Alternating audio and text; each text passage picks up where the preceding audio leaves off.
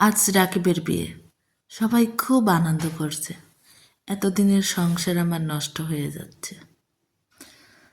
আমার জামাই আজকে নতুন একটা পাঞ্জাবি পরেছে, খুব সুন্দর করে সেজেছে, ঠিক নতুন বর যেভাবে সাজে।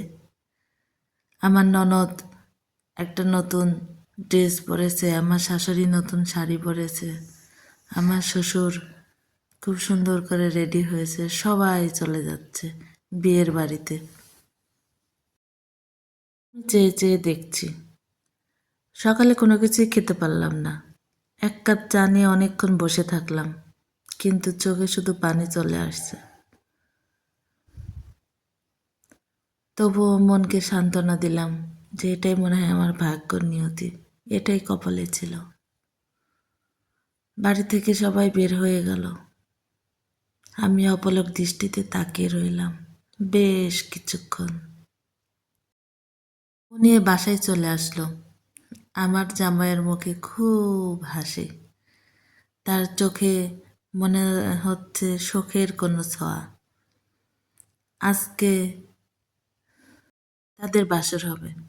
ঠিক আমি যে রুমে বউ হয়ে সেজে এসেছিলাম, বসেছিলাম ওই রুমে।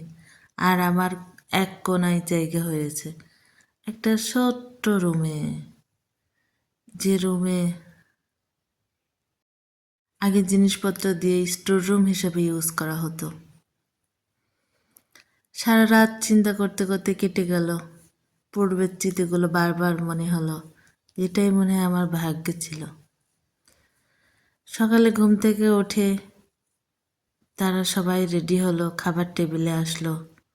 আর আমার চোখগুলো শুধু ছল ছল করে পানি চলছে,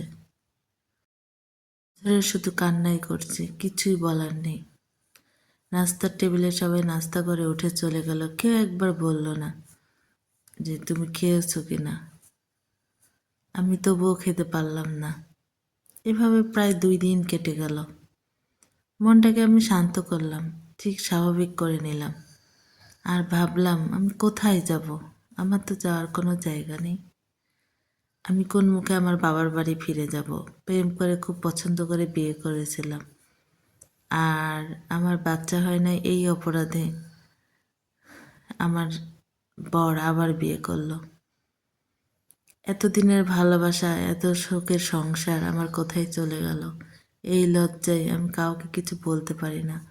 আমার আত্মীয় স্বজন কাউকেই জানাতে পারি নাই যে রাকিবের বিয়ে হয়েছে। এভাবেই কেটে গেল প্রায় 4 মাস, কিন্তু রাকিবের ঘরে কোনো সন্তান এলো না। আমার মুখ টিপে শুধু আমি হাসি, কি আল্লাহর ইচ্ছা। গল্পের বাকিটা বলবো আরেকদিন।